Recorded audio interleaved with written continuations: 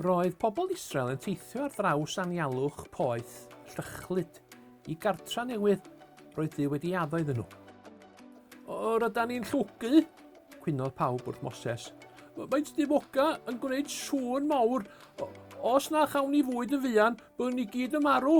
Roedd digon i fwyta yn yr raif bob amser.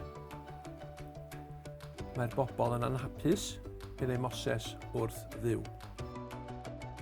Gwnaf yn siŵr fod digon ganddyn nhw i fwyta, a ddawodd Duw. Bob bore, byddan nhw'n gweld bwyd ar lawr. Dwed wrth bawb am ei gasglu a'i fwyta.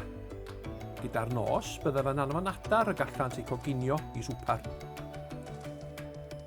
Bydd Dyw'n darparu popeth y byddwn ni angen, bydda Moses wrth y bobl.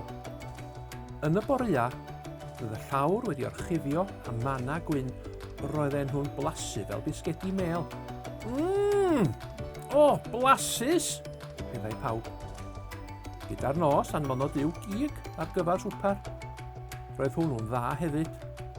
Roedd Duw yn darparu digon o fwyd a diod bob amser.